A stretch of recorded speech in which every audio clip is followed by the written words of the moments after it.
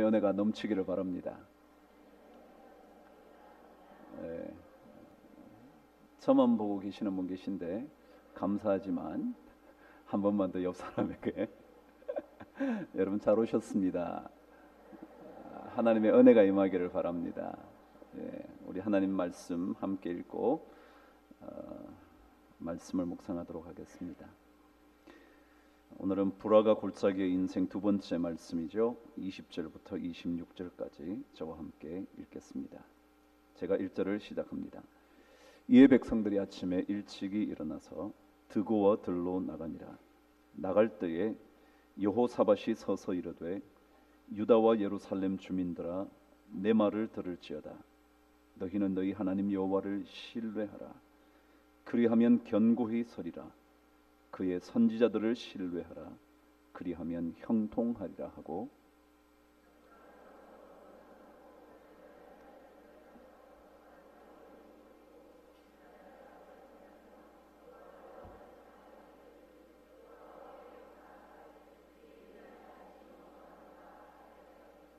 그 노래와 찬송이 시작될 때에 여호와께서 복병을 두어 유다를 치러 온 암몬 자손과 모압과 세일산 주민들을 치게 하심으로 그들이 패하였으니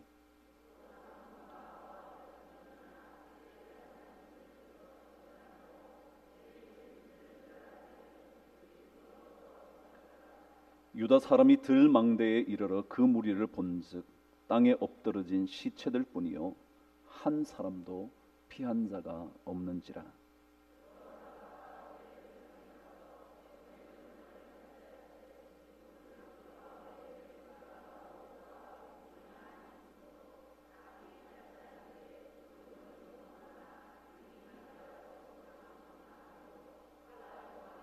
함께 읽으시죠. 넷째 날에 무리가 브라가 골짜기에 모여서 거기서 여호와를 송축한지라. 그러므로 오늘날까지 그곳을 브라가 골짜기라 일컫더라. 아멘. 제가 이렇게 여러분을 뵈니까 세월을 참 많이 사신 분들부터 시작해서 저보다 조금 덜 사신 분도 계시는 것 같네요. 그래도 몇십 년은 사셨죠? 안 사셨나요? 여러분 혹시 그런 생각은 해보신 적 있을 것 같은데요. 나에게 다시 그 순간이 되돌아올 수만 있다면, 혹은 내가 그 시절로 다시 되돌아갈 수만 있다면 라는 생각을 해보신 적이 있으신가요?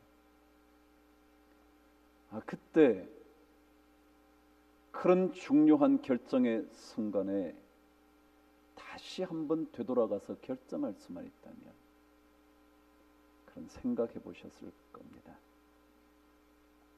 그래서 내가 이제껏 살아온 인생을 바꾸고 싶은, 내가 살아온 인생을 새롭게 시작하고 싶은 그런 생각을 해보셨을 것입니다.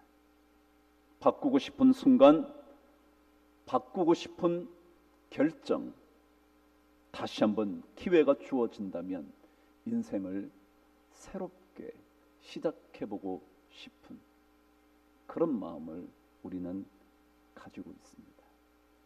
누구나 인생을 바꾸고 싶다는 그런 마음 때문일 겁니다.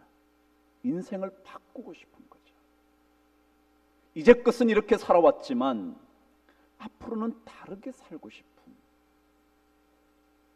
그러면서 자꾸만 과거를 데려다 보기도 하죠. 그러나 만일 그런 마음을 가지신 적이 있다면 지금부터 여러분의 인생을 다시 시작할 수 있으면 어떨까요? 물론 바꿀 수 없는 것 때문에 내 인생 다시 시작할 수 없어 라고 생각이 드실지는 모르지만, 그러나 지금부터 바꿀 수 있는 것이 있다면 바꾸어 본다면 인생은 조금은 달라질 수 있지 않을까 생각이 듭니다.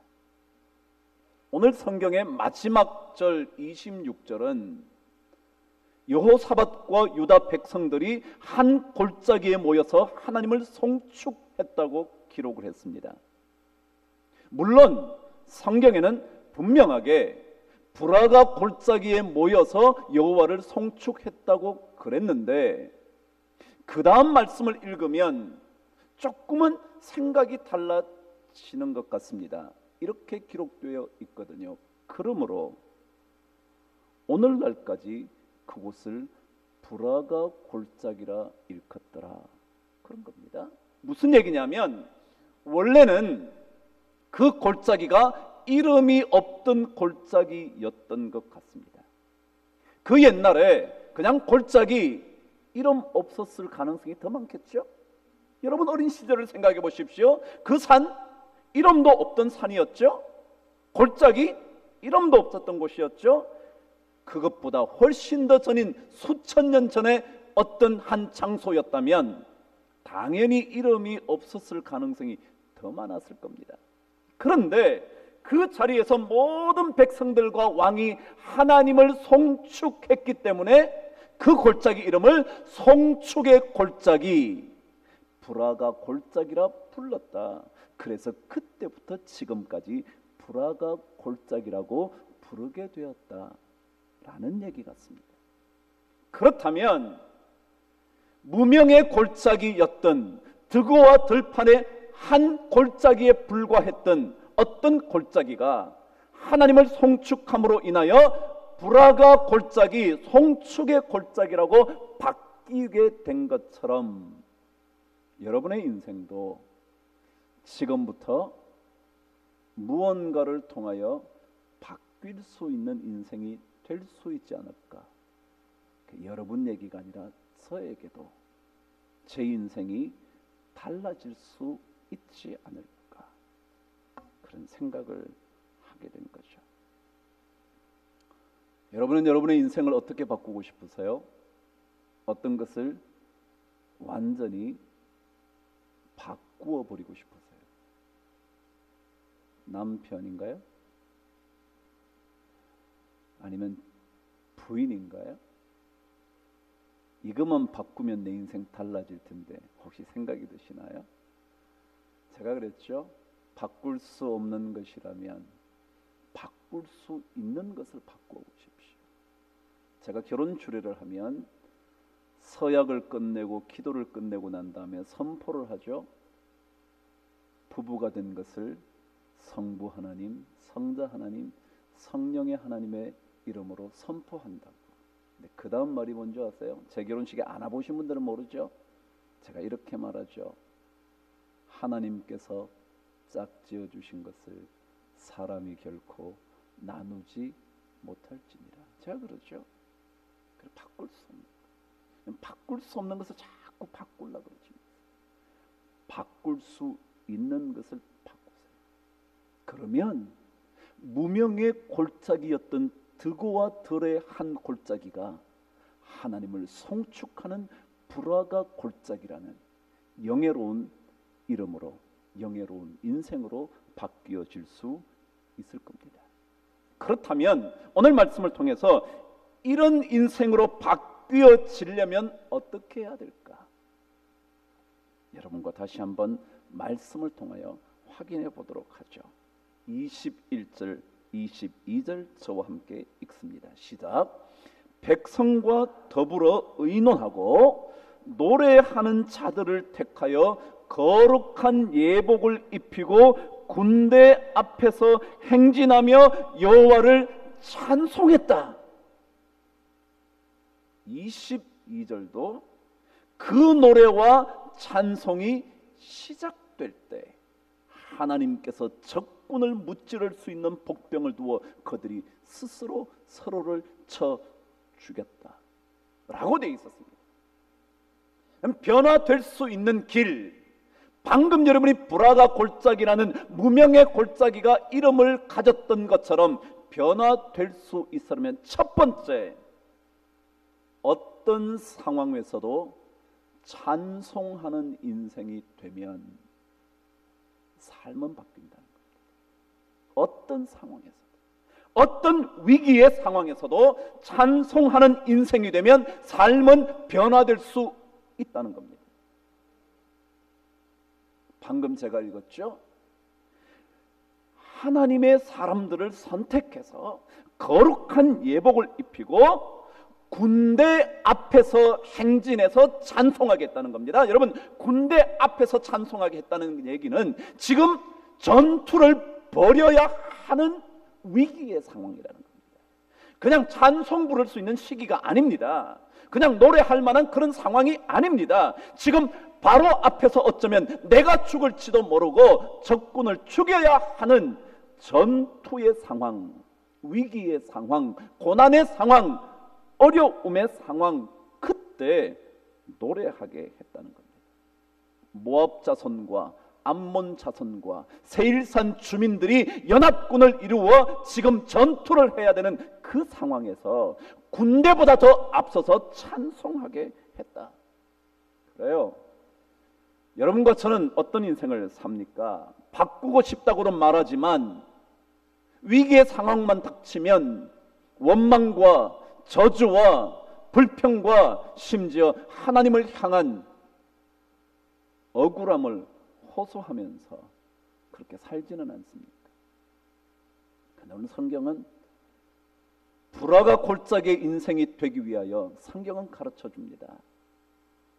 위기의 순간을 만날 때 찬송하라고, 힘들 때 찬송 한번 해보라고, 원망하는 말 내놓기 전에 찬송해보라고, 모든 것이 흑암중일 때에도 찬송해보라고, 도저히 찬송할 수 없을 때 그때 거룩한 예복을 입고 거룩한 찬송을 한번 불러보라고.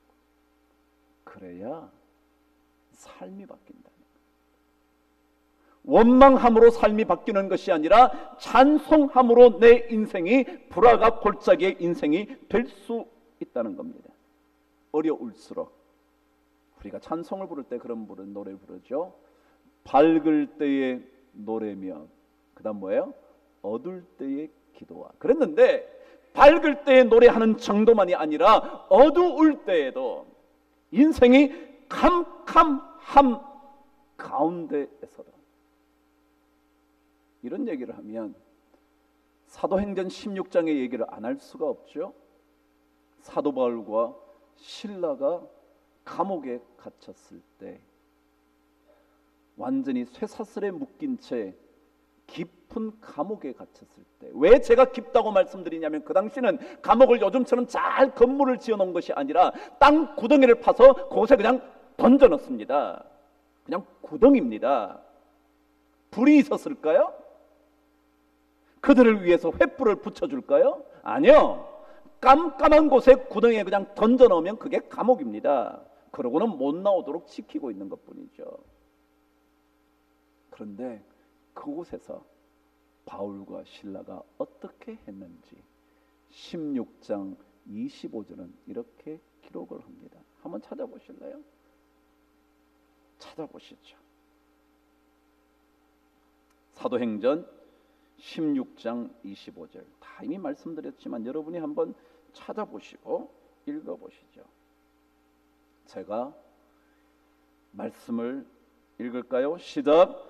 한밤중이 뭐예요? 어두울 때, 힘들 때, 앞이 안 보일 때, 그걸 깜깜하다 그러잖아요. 한밤이라 그러잖아요. 한밤중에 시작. 바울과 실라가 기도하고 뭐라고요? 하나님을 찬송하며 죄수들이 듣더라. 여러분 어떠세요? 여러분 힘들 때 여러분 부인이 여러분의 찬송하는 소리를 듣나요? 여러분이 너무 힘드실 때 여러분의 남편이 기도하고 찬송하는 소리를 듣나요? 그렇지 않고는 삶의 변화, 삶의 기적은 일어나지 않는 거 아닐까요? 바울과 실라는 한밤중에 아무것도 볼 수 없을 때 풀려날 가능성은 전혀 없는데, 착고를 풀 수 있는 길도 없는데, 그때 하나님께 기도하고 찬송할 때 주변에 있었던, 그들을 지키고 있었던 죄수들이 듣고 있었다. 여러분, 찬송하다라는 단어, 우리 찬송가 그러잖아요. 이 찬송이라는 단어는요, 이런 뜻입니다. 엄숙하게 단언한다, 엄숙하게 고백한다. 다시 말하면 찬송이란 건 뭐냐면요, 내가 어려운 중에도 진짜 힘들지만 하나님 앞에 엄숙하게 내가 고백한다. 어떤 일이 있어도 하나님을 믿겠다고 강력하게 결단한다. 그게 찬송한다는 겁니다. 제가 오늘 아침에 급작스럽게 우리 홍성가사님에게 찬양을 부탁했죠. 그게 뭐냐면, 모든 상황 속에서, 그 다음 뭐예요? 주를 찬양할지라. 한번 나와 보실래요? 홍성가사 어디로 도망갔어요? 벌써 가버렸어요? 저 뒤에 있잖아요. 저번에 준비해놨잖아요. 그 찬양에요, 오늘 부르지 않았는데 후렴 부분이 있어요. 그게 뭐냐면, 우리들이 찬양을 할 때, 주를 찬양할 때 그분의 나라가 이미 임했네. 우리가 찬양할 때 하나님의 놀라운 영광의 나라가 우리에게 임한다는 거야. 이만큼 얘기는 아직 안 나오는 거예요. 동작이 뜨죠? 빨리 올라오세요. 여러분 한번 불러보세요. 여러분, 어떤 상황에, 흑암의 상황에 삶을 바꾸고 싶다면, 적어도 여러분과 제가 예수 믿고 사는데 어려운 상황에 그때 진짜 주변에 있는 죄수들이 기도와 찬송 소리를 듣느냐? 오늘 성경은 지금 전투를 해야 되는데, 제가 지난주에 말씀드린 대로 우리 인생이 전투 같은데, 해도 안 되는 건 너무 많은데, 내 뜻대로 될 수 있는 일이 너무 적은데, 그때 우리가 찬송하냐? 여러분, 이 찬송을 여러분 한번 불러보세요. 그리고 진짜 후렴할 때, 우리가 주님을 찬송할 때 주의 영광의 놀라운 나라가 우리에게 이루어질 수 있다는 믿음을 가지고 찬송임을 엄숙하게 선언한다고요. 엄숙하게 고백한다. 여러분, 이 시간 한번 그 찬양 주님 앞에 한번 불러보시죠. 모든 상황 속에서 주님을 찬송하십시오. 주를 찬양할지라. 주님은 우리의 놀라운 상급이시며, 주는 나의 큰 상급, 큰 도움이 되신다는 사실을 여러분 고백하십시오. 단언하십시오. 큰 도움이시여.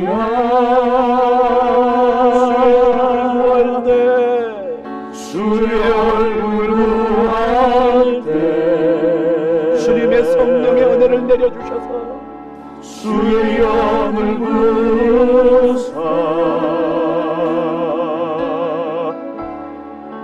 크신 사랑 안에서 주를 보게 하소서.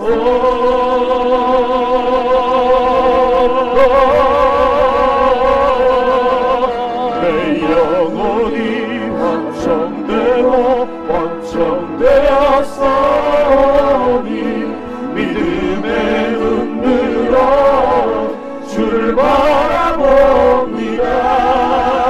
내 영혼이 완성되었으니 믿음의 눈 들어 주를 바라봅니다. 주를 찬양할 때 주의 날 이미 임했네. 그의 영원한 나라 보게 하소서. 내 영혼이 확정되었으니 믿음의 눈 들어 주를 바라봅니다. 합니다. 내 영혼이 확정되었사오니 믿음의 눈으로 주를 바라봅니다. 내 영혼이 확정되었사오니 믿음의 눈으로 주를 바라봅니다.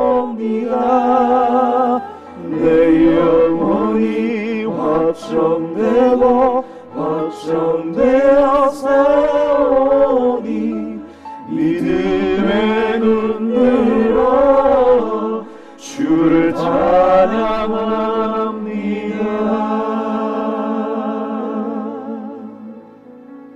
이 말씀이요 시편 57편의 말씀이에요. 들어가셔도 돼요. 시편 57편은 다윗이 사울에게 쫓겨서 굴에 숨어 있을 때 불렀던 노래입니다. 그럼 시편을 자세히 읽어보시면 크게 두 가지로 나눠져 있습니다. 물론 다른 시들이 좀 있지만 대부분 시편의 전체 부류는 두 가지입니다. 하나는 하나님을 찬양하는 찬송시입니다. 또 하나는 슬픔을 당해서 그 슬픔을 견디지 못해서 불렀던 애갑니다. 슬픔의 노래죠. 결국은 찬송시가 시편입니다. 그래서 우리는 그것을 가리켜 시편이라 그러고 영어로 psalm이라 그러는 게 찬송의 노래 그런 뜻입니다.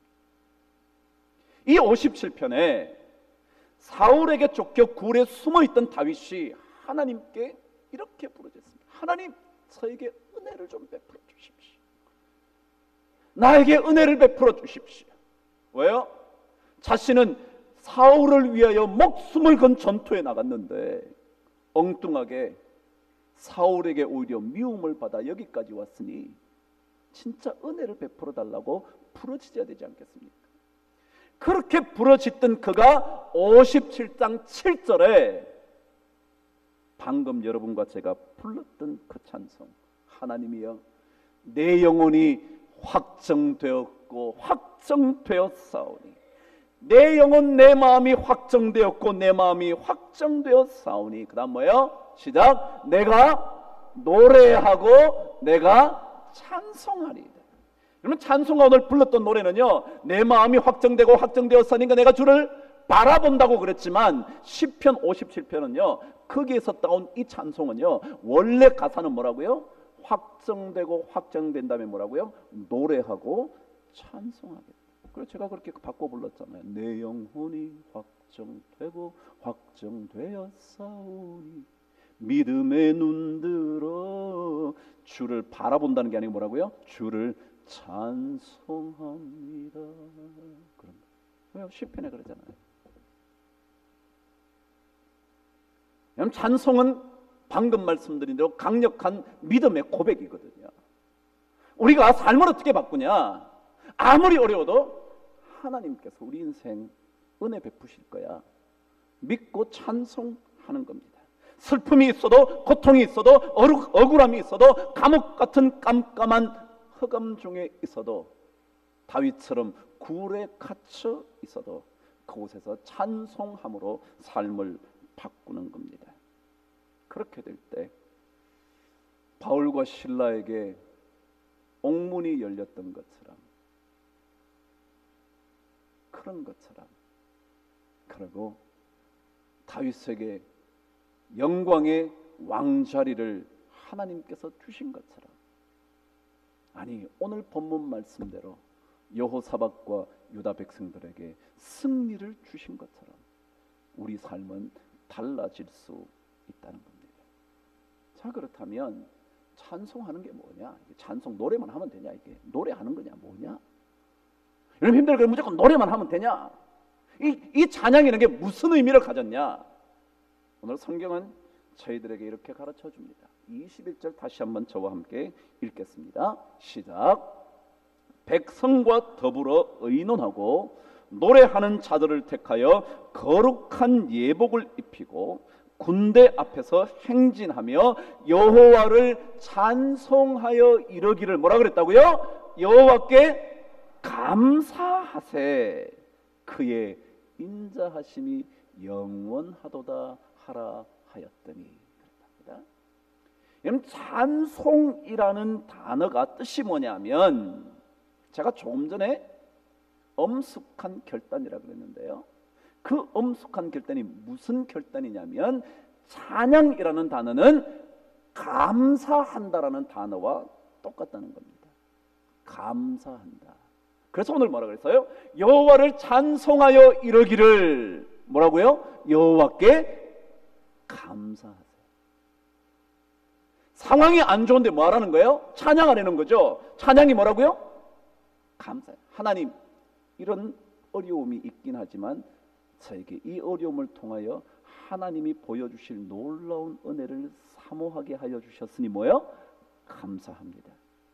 반드시 이 일을 통하여 하나님의 역사를 보게 될 줄 믿습니다. 감사합니다. 여러분 찬송이라는 단어가 뜻이 뭐라고요? 감사한다라는 거예요. 감사한다. 찬송은 노래 부르는 정도가 아니라 위기의 순간에 고통의 순간에 찬송을 부른다는 것은 모든 그런 상황들이 찬송의 제목이 된다. 그게 바로 찬양한다는 것입니다. 위기의 순간에 찬송하게 될 때, 다시 말하면 감사하게 될 때, 그때 인생은 바뀌고 인생의 기적을 맛보는 것입니다. 그럼 어려울 때 원만과 불평으로 여러분의 고통스러운 상황을 더 고통스럽게 만들지 않게 되기를 바랍니다. 오히려 그 상황에 기도하십시오. 아니 그 상황에 감사의 노래를 부르십시오. 여러분 참 놀라운 것은 제가 조금 전에 그랬죠.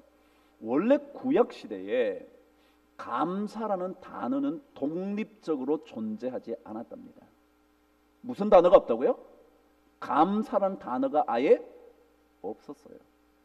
그 대신 감사를 표현할 때 언제나 썼던 단어가 뭐냐면 찬양하다라는 단어입니다. 이해가 되시나요? 히브리어를 연구하는 사람들이 연구를 해보니까 원래 감사하다는 단어는 독립적인 단어가 아니었다는 거죠. 대신 무슨 단어요? 찬양하다. 그래서 이 찬양이라는 단어는 사실은 감사라는 단어 포함하고 있는 것입니다.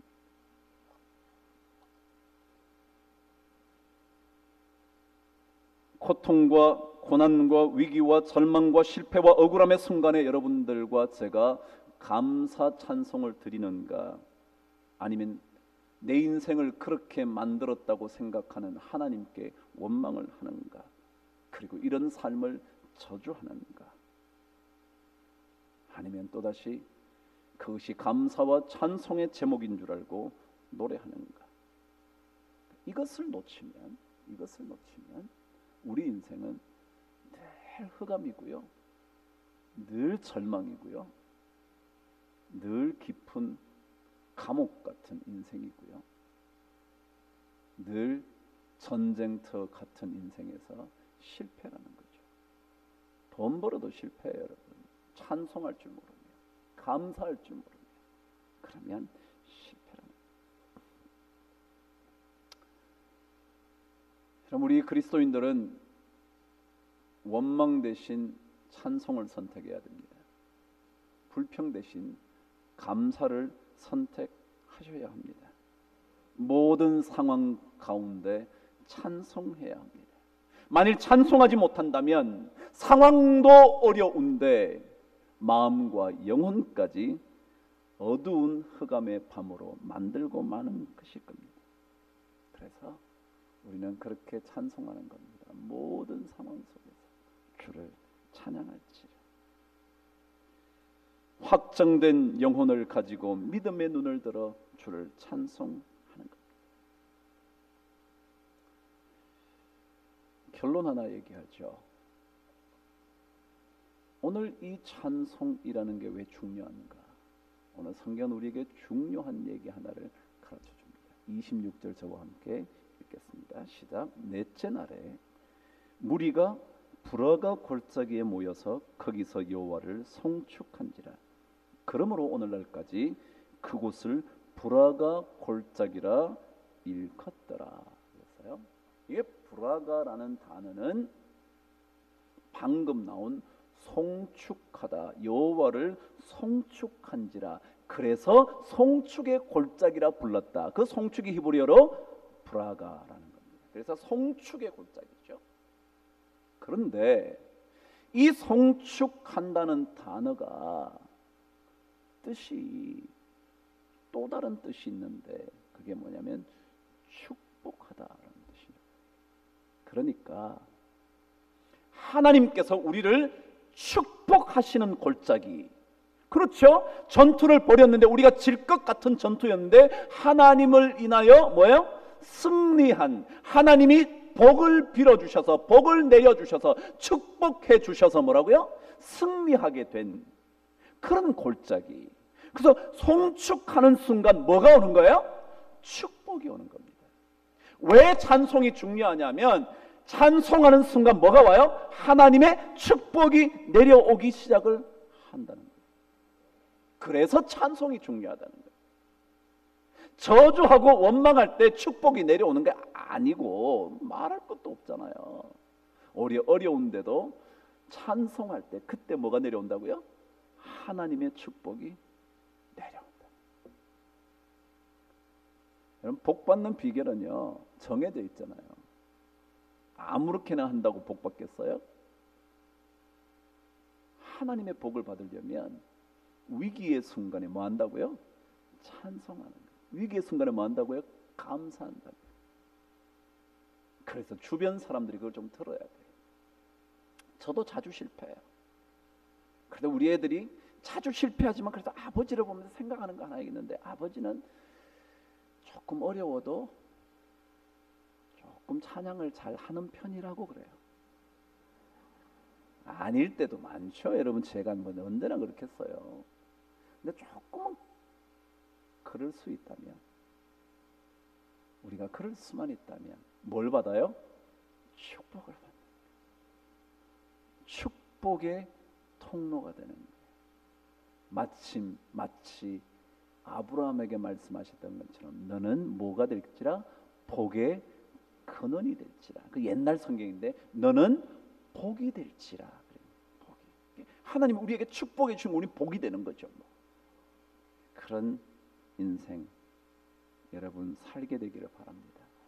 송축의 골짜기, 브라가의 골짜기는 감사의 골짜기일 뿐만 아니라 또한 하나님의 복을 받게 되는 축복의 골짜기라는 사실 잊지 마시고 그런 인생의 삶을 잘 살아가시게 되기를 축복하고, 저도 그런 축복을 받고 싶으네요. 여러분이 저에게 얘기해 보세요. 너도 그렇게 축복받기를 원한다. 한번 해보세요. 아이 괜찮아요. 뭐 당신도 그렇게 복을 받게 되기를 바란다고. 안 해주시는 분은 진짜 그렇죠. 제가 여러분을 축복합니다. 여러분에게 인생이 브라가의 골짜기, 성축의 골짜기, 찬송의 골짜기, 그리고 감사의 골짜기, 동시에 뭐라고요? 축복의 골짜기가 되기를 주님 이름으로 축원합니다. 고맙습니다. 기도하겠습니다. 하나님 아버지 감사합니다. 오늘도 우리들에게 말씀하여 주시니 감사합니다. 위기의 순간에 찬송을 선택할 수 있도록 우리를 붙잡아 주셔서 마음이 흔들리지 않고 확정되어 주를 송축하게 하여 주시옵소서. 그 송축이 놀라운 감사가 되게 하여 주시고 그 감사로 인하여 축복받는 인생 살게 하여 주시옵소서. 우리 모두가 브라가의 골짜기의 인생 될 수 있도록 은혜 주시기를 소원하며 예수 그리스도 이름으로 기도드리옵나이다. 아멘.